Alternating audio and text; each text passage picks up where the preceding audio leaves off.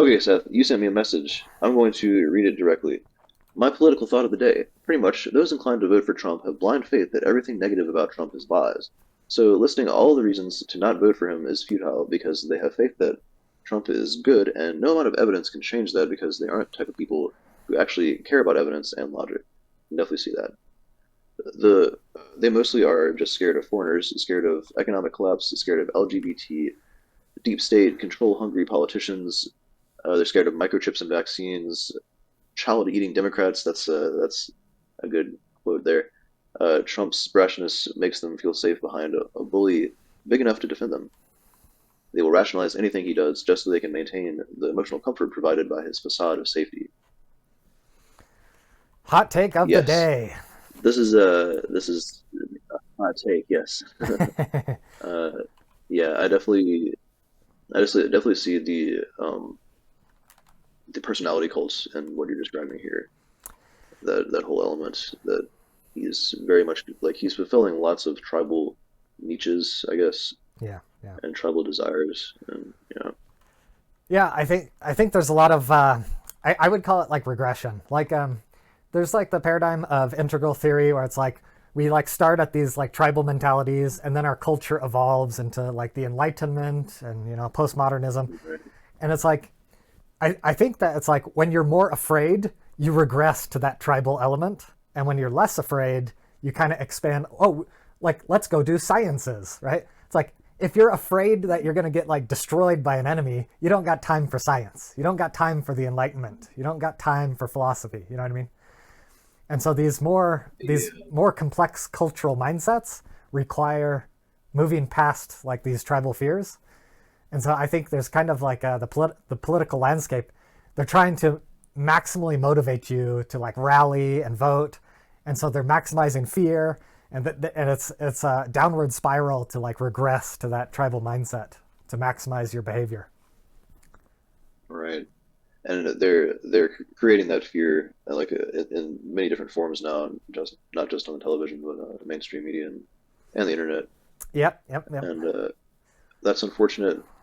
Did I you? see it in a lot of the older generation, though. I think Oh, for sure, I for think a sure. lot of the younger generation wants they want more nuance. And Yeah. so, I mean, how do you think this? Like Well, I was saying before we went on, do you think that? Well, go ahead. yeah, yeah. I want to highlight the Trump's debate with Biden. Did you listen to the Trump's debate with Biden? Oh yeah, yeah. Oh, it was terrible. Oh, Yeah, it was so horrible. that was. Like the It's like vibe, watching. Yeah, it's very very otherworldly, like very strange. like literally the vibe that I got from the entire debate, it was just like, you are destroying us. You are letting the foreigners in, and the foreigners are destroying Yeah, us. Everything is destroying us. You are destroying. You're a right. risk. You're a threat. You're a. It was just like maximal fear, maximal like. It was crazy. Yeah, the rhetoric was terrible, and he's still doing that. Like immediately after he got shot in the ear, and like gave that one speech about lowering the heat or whatever, and bringing down the rhetoric. He's Yeah, just right back at it. yeah, man. But yeah, I mean, It's but that I think he. I mean, it could be a lot worse. I mean, I don't let. Or sorry, not a lot worse, but it could be a. I think about like that idea though, like how much worse could this be? And uh, I do think that if Trump was, this is not meaning to compliment him in any way, but I think if he was set on world domination, or if he was set on like uh, super hyper ultra nationalism or something, he's just like very nationalist. I think to the point of causing problems. And I think if he were more serious about it, and he weren't such an egomaniac, he could be doing a lot more damage. I guess that's what I mean to say.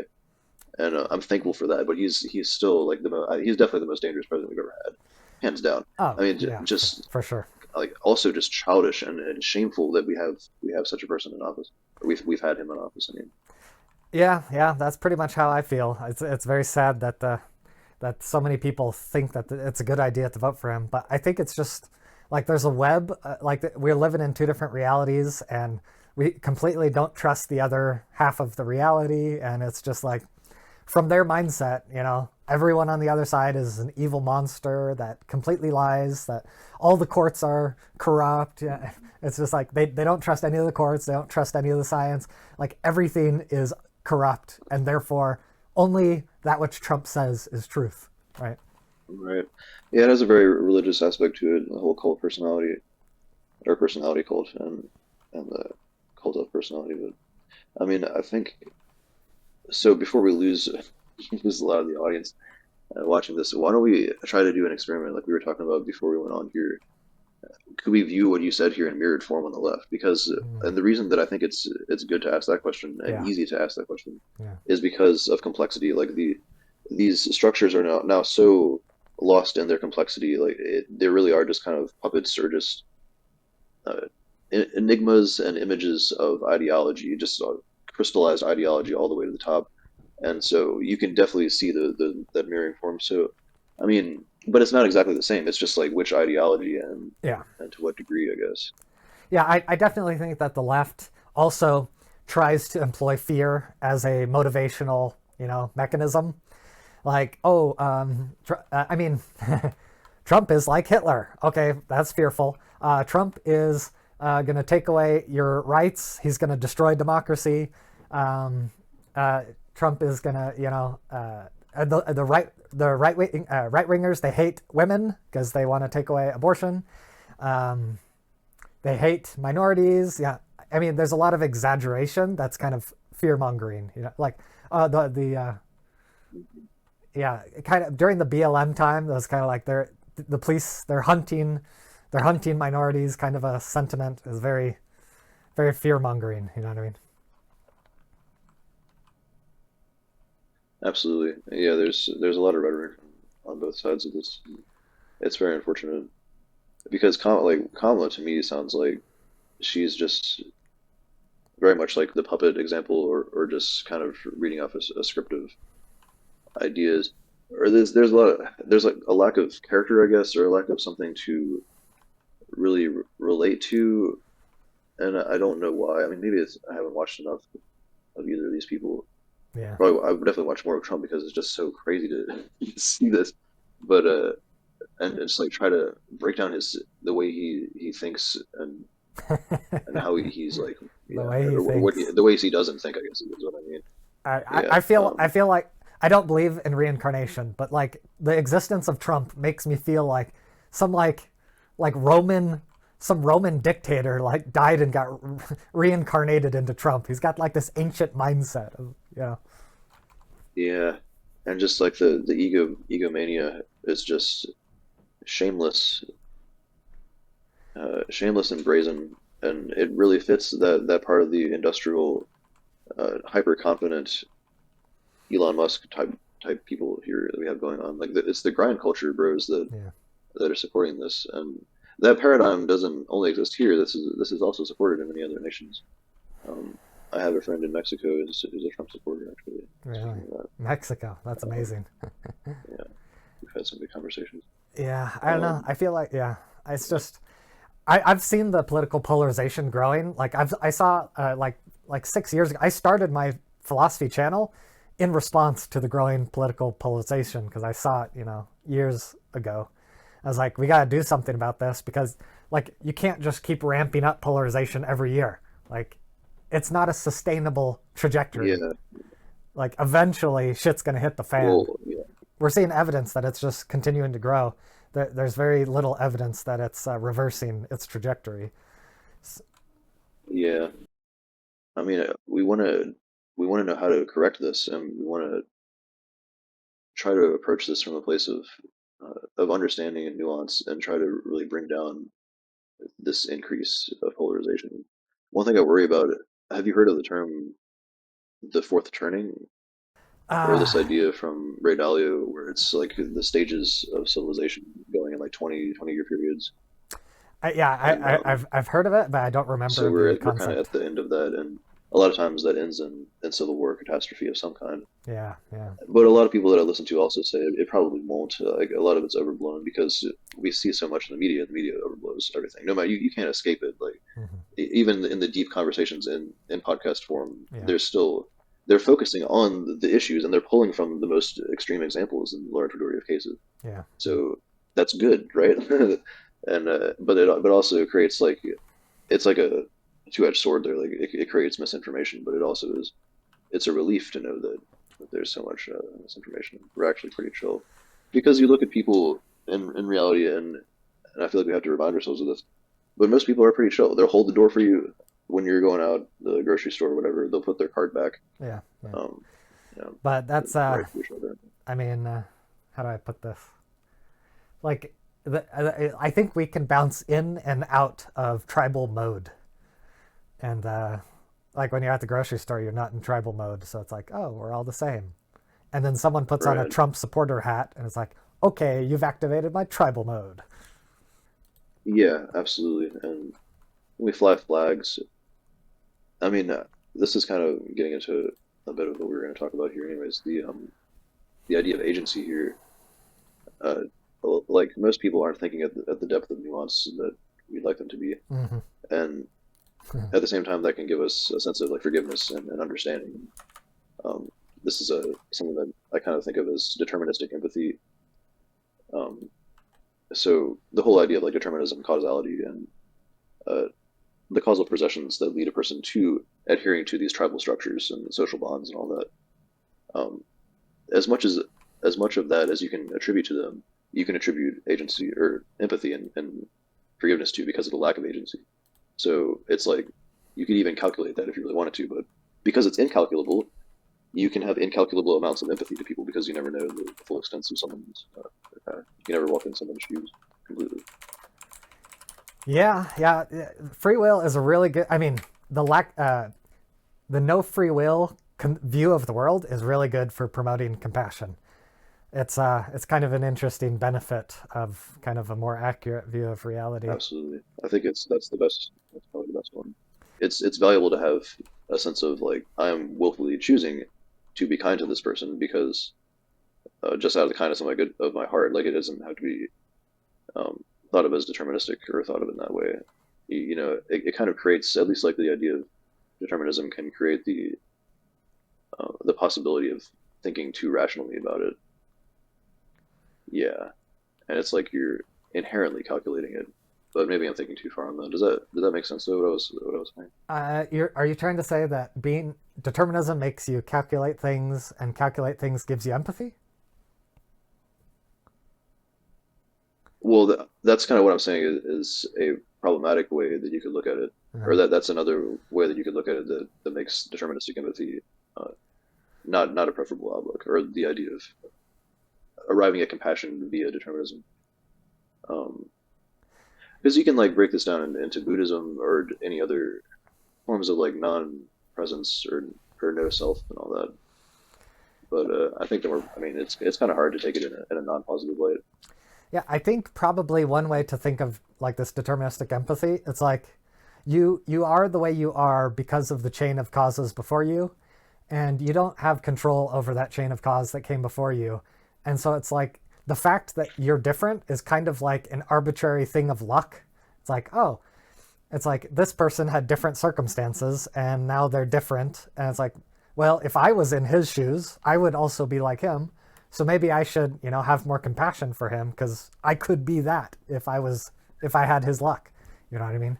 Yeah, I mean, a lot of people struggle with like this whole free will concept. A lot of people, I think it's an emotional thing. Like we want to feel special. We want to feel like we're in control. We don't like this idea that something else is in control.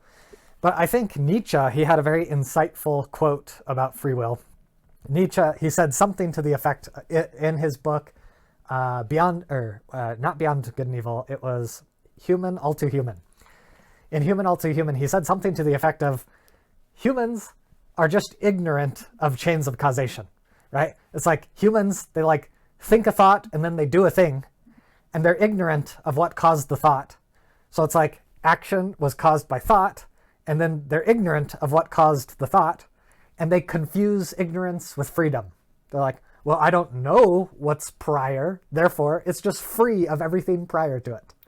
And it's like, no, sorry, ignorance is not evidence that your decisions are free from chains of causation. We know from the laws of physics that everything is in flux due to chains of causation, right? The laws of physics cause chemistry, chemistry causes biology, biology causes neuroscience, neuroscience causes psychology, psychology causes your thoughts cause your decisions.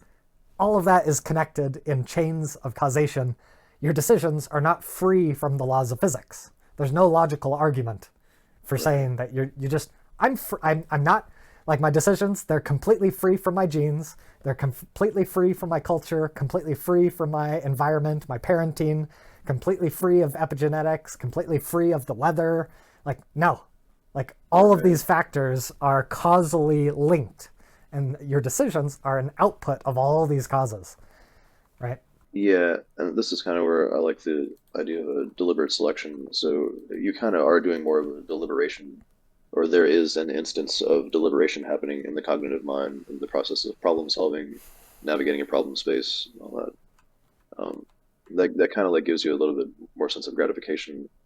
And I mean, there are degrees to which you can attribute that to the global superorganism or the human superorganism, and degrees to which you want to think that you're kind of playing a larger role in that, Yeah, and how much value you want to take out of playing that larger role as well. right, right, right. I really like your terminology for like well like the deliberate will. I think is your the way you call it sometimes. Deliberate selection. Deliberate So selection. so in relation to natural selection. Yeah. So now natural selection has come along to create these creatures that are now quite deliberately intervening on natural selection. Right. Strongest example is genetic alteration of other organisms, which we've been doing for thousands of years, and or direct manipulation through technologies that we're doing now. Right. Right. Right. Yeah. So yeah, I think people really get confused on the free will topic because I think there's like this there's like there's like a blurring of the line between metaphysics and agency. And I think splitting those apart helps us with conceptual clarity. And that's why I really don't like the compatibilist approach, right? So like basically, in my opinion, the correct way to demarcate the debate, free will is a metaphysical neuroscience question.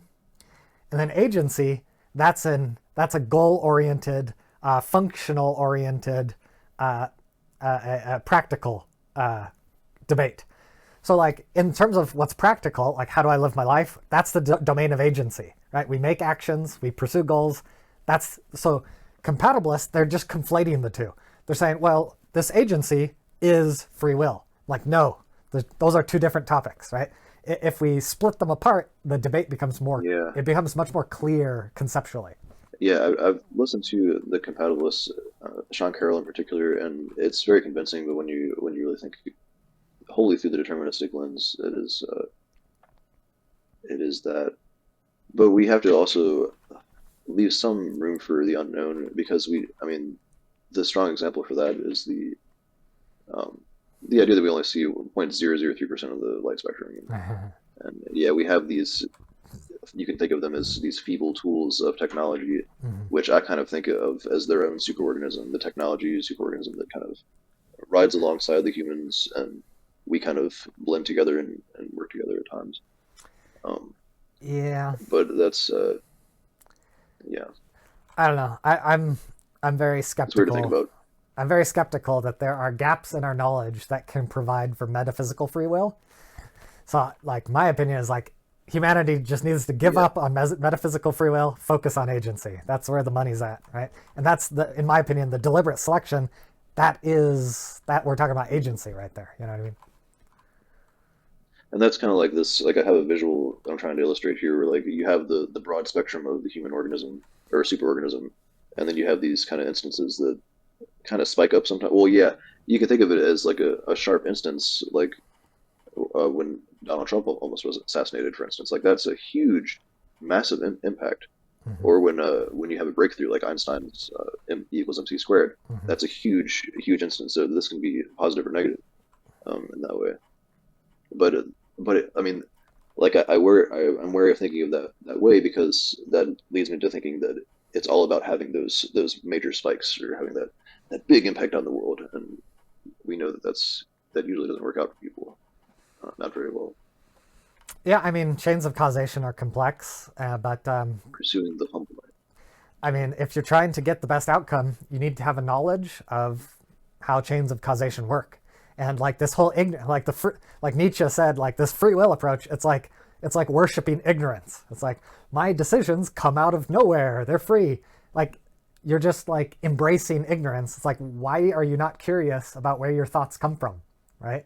You should be curious, like, because Yeah, your thoughts are controlling your actions. If you want to change your actions to get better results, you need to go backwards and say, how do I change my thoughts? What comes before my thoughts? What causal, can I change my environment to improve my thoughts, to improve my actions? Can I change my friends? Like if you understand causation, you can absolutely. actually like enhance your life. The ignorance doesn't help you. Right. Right. And it's like there's so many benefits to thinking this way. I mean, I mean, this is again where I approach the whole infinite variables thing, and we have to ask ourselves, like, what do we do with infinity of factors there?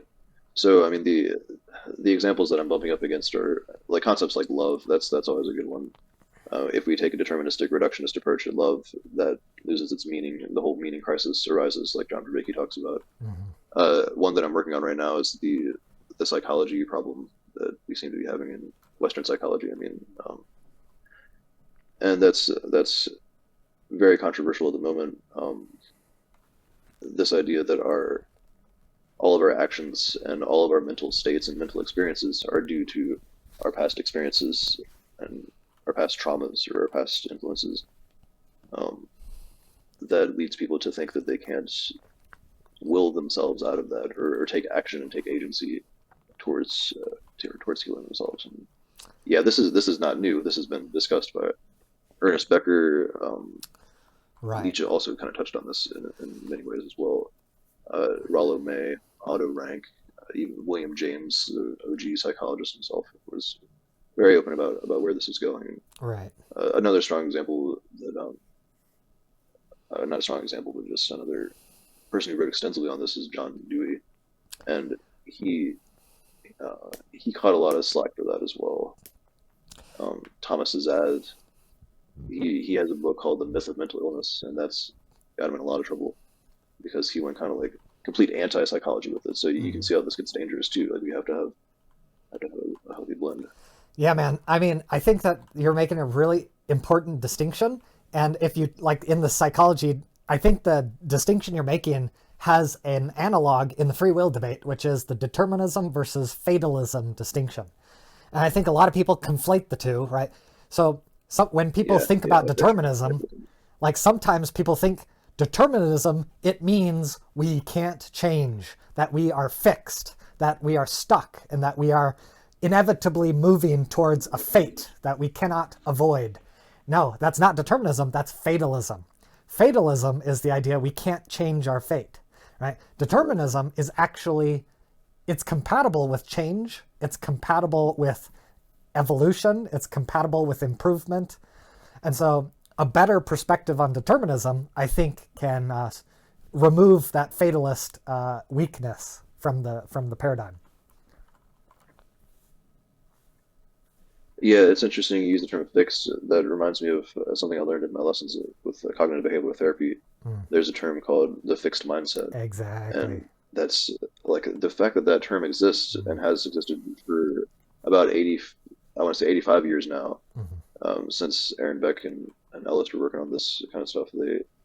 They use those terms, and it's because we bump up against that. We can fall into these modes, these mm. fixed mindsets, where our like the mind. I mean, there are people that I talk with online who use phrases like, "In order to survive, you have to kill the mind."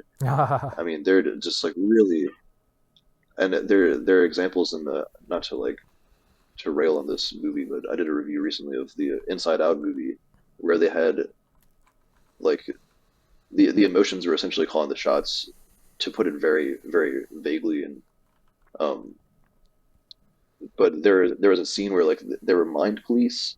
Oh. They came in to try to like bring order to the situation, and they were trying to like get the mind police out of the picture. So I mean, I do worry about like it's kind of conscious. Like I think there's a movement that's consciously like we're committing to the deterministic reductionist approach. There's an alternative to the DSM-5 I just learned about called the RDOC, which is the I forget the name of it, but it's basically an even more neurological and neurophysiological approach to psychology Mm, than we've had before. Than like the diagnostic process. It's kind of like only allowing diagnostics through the lens of neuroscience Hmm. and neurology. Yeah, yeah. I mean, in But term that's a whole wormhole. in terms of this growth mindset versus fixed mindset, like there's a really fascinating study about children and like how children are raised. Like if you tell the child you are smart, like you are naturally intelligent, like you have high IQ, what that does is it trains the child to have a fixed mindset. Like I do good in school because I am fixed at this IQ level, right? And that is actually counterproductive. It's better to tell the child, you did good on your test because you worked hard or because you have potential. Like to use growth mindset language, it helps, it teaches the child that, if I get a bad score, it's not because I'm fixed at a low IQ. It's because I can change my effort. The effort is variable. And so I just need to try harder and I can grow my score. And what they find is Right. kids that are raised on a growth mindset are more resilient. They overcome challenges. They work harder. The ones that are raised on a fixed mindset, they become quitters and less successful and more like anxiety. And it's crazy what just a simple language difference can do. Yeah, absolutely. That's it's so amazing to read about this too because the exploration into this is it's also very causal and deterministic and also Yeah, very eye-opening. yeah. And man, I mean, the like Wittgenstein said, I say this quote all the time: "We are bewitched by language." Hmm. Like I mean, he has a whole exposition on that concept Yeah, itself, the idea that we are swept away by the power of words and we just conform to them. And I mean, the strongest example I've thought of is this idea that the just etymology, like the fact that we're surprised by the etymology of words.